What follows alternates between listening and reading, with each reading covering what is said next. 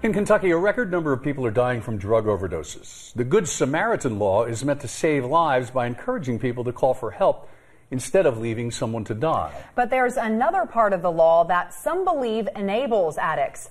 LEX 18's Lee Searcy looks at overdoses and the Good Samaritan Law in this LEX 18 original. It happens daily. I respond to the new marathon reference possible overdose. To family, friends. You respond in reference to an overdose ×2. Call after call to save somebody, someone. I have a 39-year-old male that overdosed on heroin. Sometimes the person lives. Until next time. He started taking pain pills. Just ask Tommy Gillespie's loved ones who watched him struggle after back surgery. It wasn't like Tommy woke up one day and said, hey, I'm going to shoot heroin in my arm. The husband and father who loved to work on cars battled a roller coaster ride with drugs.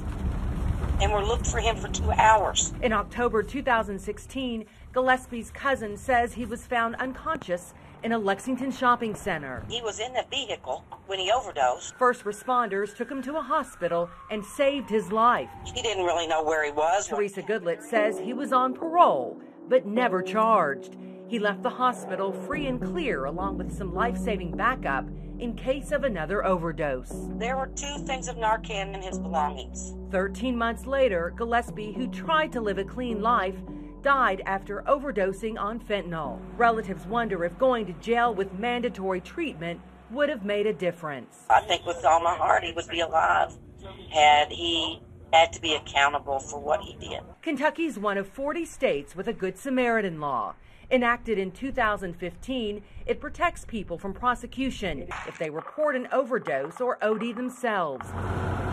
It's meant to encourage people to call for help instead of leaving someone to die for fear of being charged with drug possession or drug paraphernalia. But some of Tommy Gillespie's family believe part of the law may be hurting more than it's helping. I don't want somebody to not save somebody's life, to be exempt from prosecution or criminal charges that anybody else would be if they weren't calling for assistance.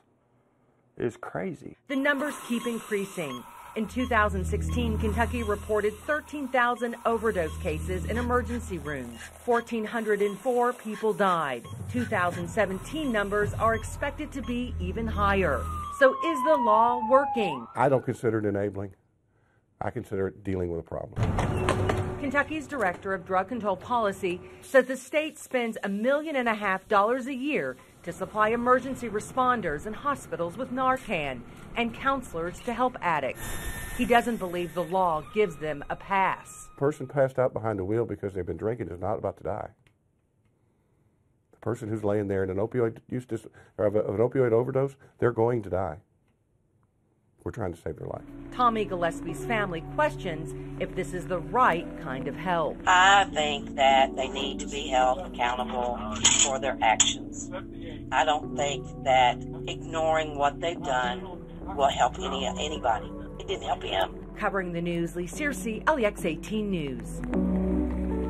Since his death, Gillespie's widow volunteers to drive addicts to treatment.